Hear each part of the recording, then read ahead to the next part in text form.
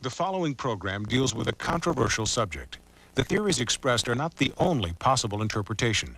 The viewer is invited to make a judgment based on all available information. Tonight, on Sightings, Stonehenge, the pyramids, the Bermuda Triangle. Do these places possess deadly mystical powers? Once you experience it, you have a lot of respect for it. Are these unexplainable phenomena proof of a greater force? They're somehow produced by the Earth itself. Or are they a result of extraterrestrial contact? It seems strange. So many huge markings were made on the Earth. At that point, it started to appear. They had large, dark eyes, claw-like hands. I began sensing and knowing and feeling. I do believe in life after death. I mean, I've been there. We have not scratched the surface of what the mind can do. It's a connection with the unknown.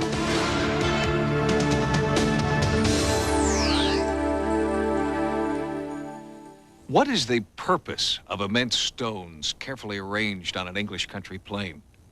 Why are there earthen mounds in the southeastern United States? Who built great granite pyramids in the jungles of Central America? How these places were created remains a mystery. But perhaps the greater mystery is why these places continue to fascinate us on such a profound level. The great forces of the Earth. Some are familiar and essential, such as the force of gravity or the dramatic forces of nature. But then there are darker, mysterious forces, feared and revered by ancient cultures. Strange energies that science is still at a loss to explain. The forces of the Earth are full of bizarre quirks that can cause destruction, even death. 25 degrees north latitude, 70 degrees west longitude, the center of one of the most mysterious places on Earth, a so-called energy vortex of destruction. It's called the Bermuda Triangle. For 500 years, since Christopher Columbus first wrote about seeing weird phenomena here, more than 1,000 ships and planes have disappeared without a trace. We have no evidence whatsoever that makes the region described as the Bermuda Triangle any more dangerous than any other set of waters in the world. But that wasn't the case for Flight 19. December 5th, 1945, 2 p.m. 5 Navy Avenger bombers leave Fort Lauderdale, Florida on a routine training mission. The pilots and crew are all experienced airmen. The day is clear and mild. But at 4 p.m., the Avengers begin sending out distress calls. Then, abruptly, the SOS calls stop. The crewmen are never heard from again. This missing squadron, known as Flight 19, becomes one of the greatest air mysteries of all time. 5 planes and 13 airmen vanish in the Bermuda Triangle. Did a sudden change in weather cause the disappearance of Flight 19? Did they run into a bizarre geomagnetic force field? Or was it pilot error? But pilot error in all 5 planes at the same time? Virtually impossible. Many theories have been proposed since 1945. The planes were abducted by UFOs, sucked into a parallel universe, or even fell victim to death rays from Atlantis. 45 years later, a startling development. In August 1991, a barnacle-encrusted Navy Avenger was recovered from the treacherous Bermuda Triangle. Does this bomber hold clues to the fate of Flight 19? When this Avenger broke the surface of the ocean, it was the most spectacular thing I'd ever seen in my life. It was like bringing a body out of the ocean. The mystery still lingers. We're still working on it today. A group called Project 19 is dedicated to solving the mystery. But retrieving the Navy plane also means they must work in the deadly Bermuda Triangle. There are forces out there. There is a sense of energy about you all the time. You don't know what's going to happen out there. And as the recovery team works to determine if this Avenger was part of Flight 19, other sailors and pilots who dare to venture into the Bermuda Triangle continue to be plagued by the frightening phenomena. I took the controls of the PBY about 2 hours out of Bermuda, and it really was a beautiful day. Suddenly, as I say, we could not see the wingtips of the airplane. It was like flying in a tube going through this stuff, and it never dawned on me I was in the Bermuda Triangle. On June 11th, 1986, Martin Caden and his wife Dee Dee were part of a flight commemorating the history of a PBY flying boat called the Catalina. The Cadens are both seasoned pilots with over 50 years of experience between them. On June 11th, Dee Dee was at the controls. Suddenly, all the plane's instruments stopped functioning. The magnetic compass was spinning. It was totally useless. We had nothing from the outside world. We were in limbo. We believe there was a tremendous electromagnetic effect. We don't know for sure, but we had $2 million worth of the world's finest electronic instruments just completely crap out on us. Outside the window of the plane, it looked like you were flying an eggnog. It looked like flying through, like in a lemon meringue pie. You lose all reference to what's right, what's left, what's up, what's down, and many airplanes go into an uncontrolled spin and just come out of the sky and smash into the ocean.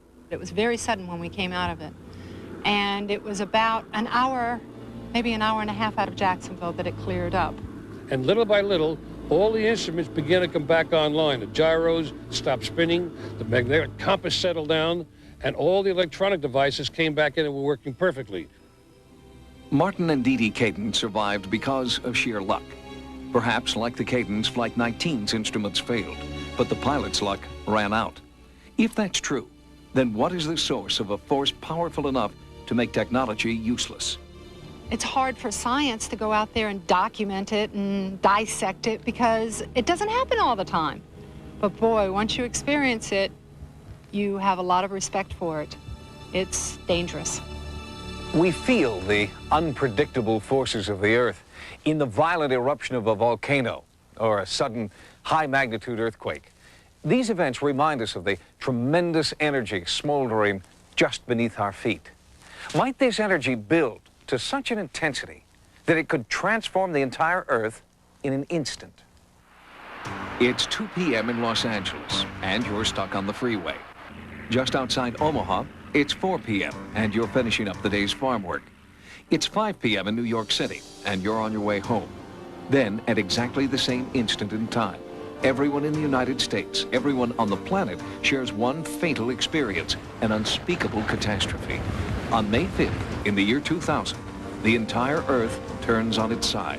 On 5/5/2000, should the polar ice cap go in motion, the first thing that will happen will be tremendous earthquakes worldwide.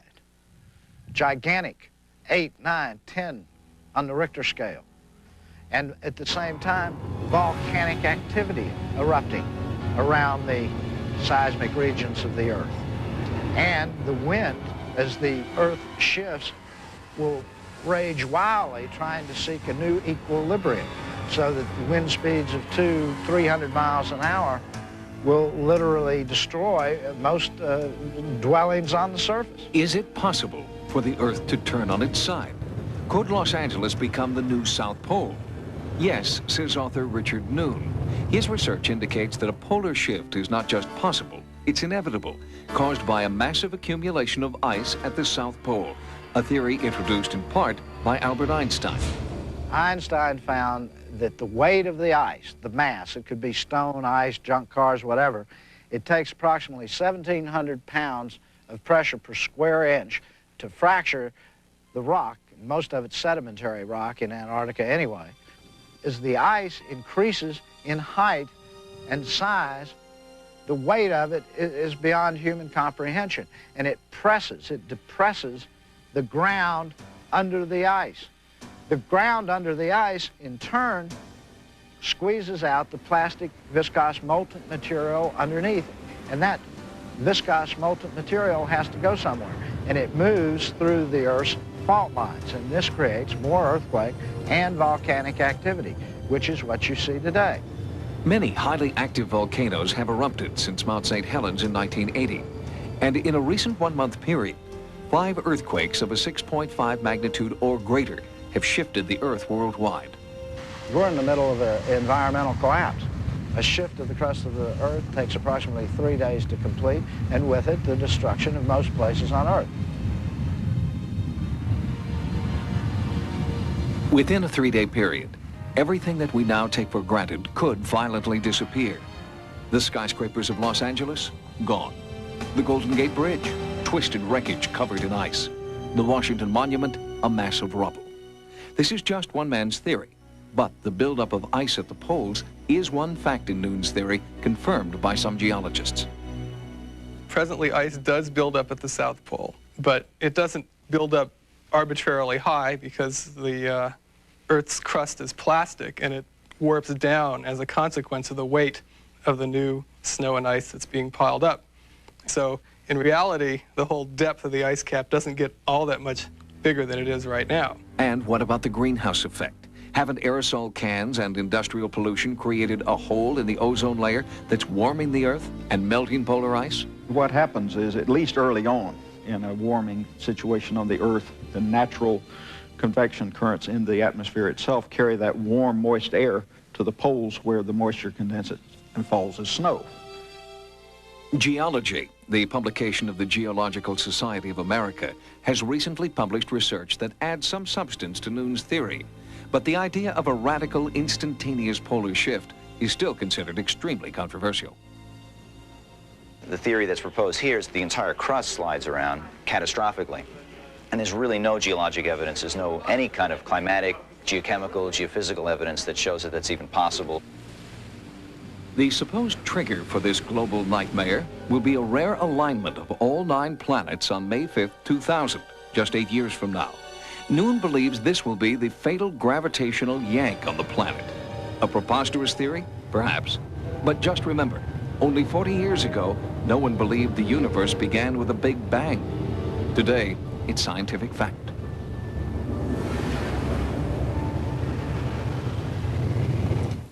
Coming up, a woman who claims to have witnessed unexplainable natural phenomena. I saw this beautiful ball of light in the sky. Certain sites fascinate us because we don't know who created them or even why they're there. And then there are even more enigmatic places where strange phenomena are believed to reveal themselves again and again. Massive prehistoric stone monuments. Many people experience a strange feeling of fascination at these sites. It may be the same type of feeling that inspired the ancients to create them in the first place. When visitors have strange, unsettling feelings, some scientists believe they could be a real physical reaction to unusually high levels of radiation or electromagnetism emanating from the Earth.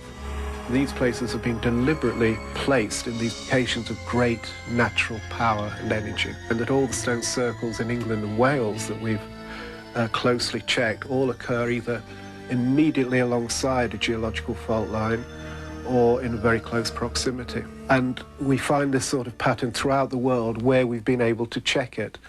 And it tells us that people did choose specific areas of the Earth's surface because they had certain energetic properties about them.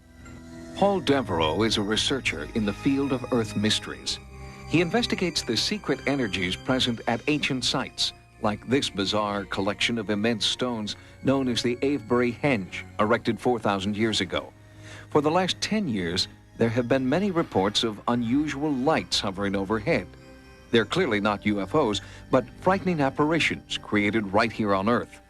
Lifelong Avebury resident Heather Garland came face to face with the lights on a clear night in 1987.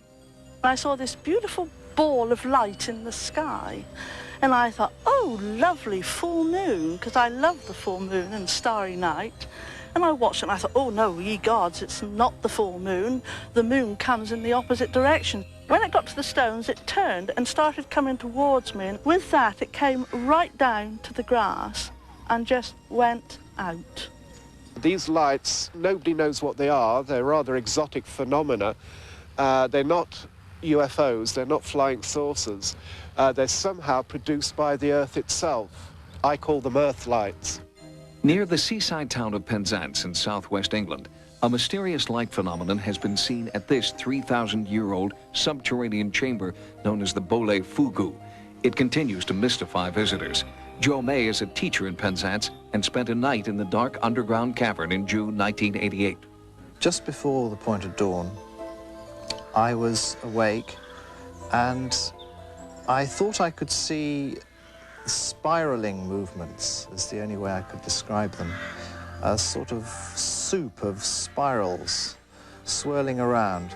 And they were very like the shapes on the tips of your fingers. They suddenly exploded into stars. There were lots of little pinpricks of light in with them, flowing around. Swirling carvings found in primitive dwellings around the world bear an uncanny resemblance to the site Joe May describes. Could that mean that people saw these same lights 3,000 years ago? Another resident of Penzance, artist Gabrielle Hawkes, is drawn to the Bole Fugu by its mysterious energy. It happened some years ago when I was camping in the grounds here. I came into the Fugu. It was dark and dank and mysterious as usual.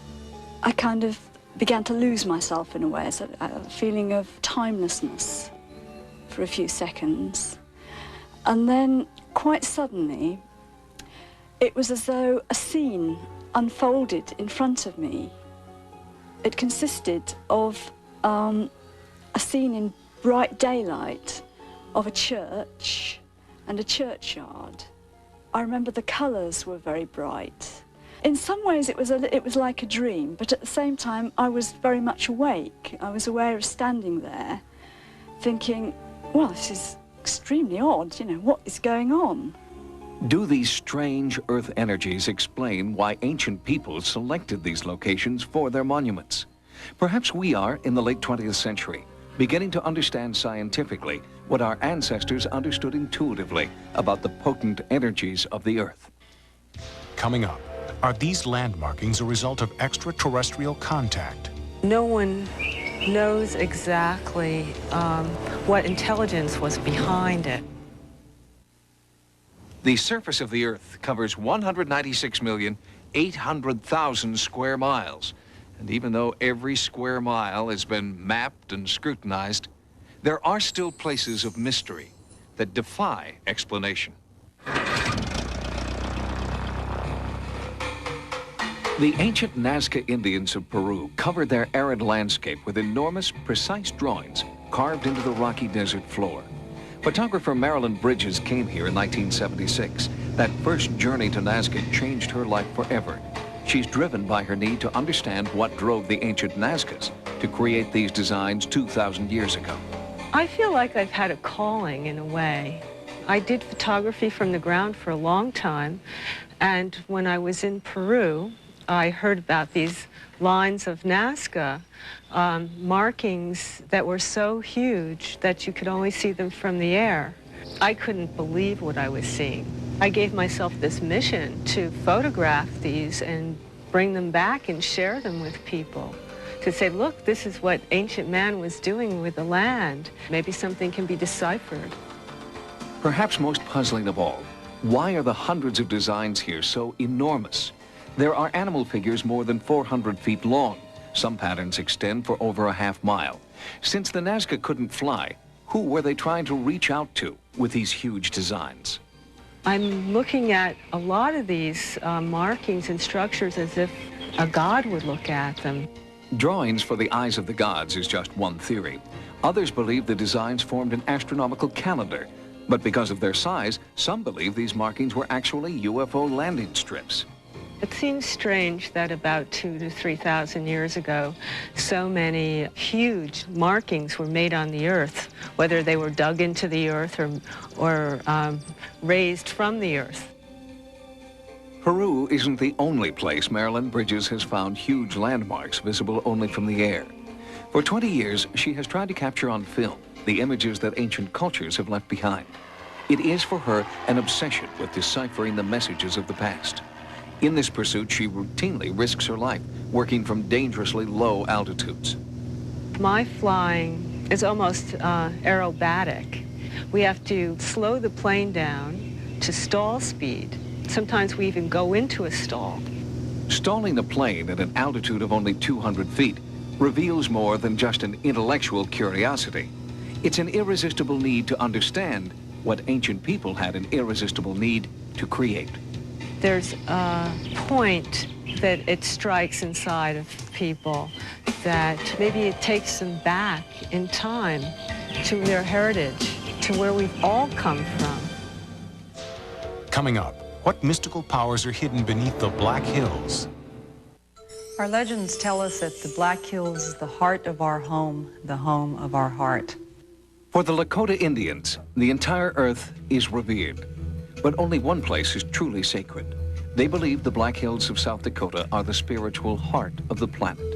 As I have learned about the Black Hills from other tribes scattered throughout this land, throughout America, or what we call the Turtle Island, what they understand also is that that is a center. The Black Hills are a center. Modern culture has also been drawn to the Black Hills, but for reasons that are far from spiritual. Gold and uranium are mined here, and over 50 million visitors have marveled at its man-made wonders. The Black Hills booms like a heartbeat. We say it's the heartbeat of the earth. Once mining started heavily in the 1880s, coinciding with the time that we were forbidden to practice our religion. That booming got further and further and further apart.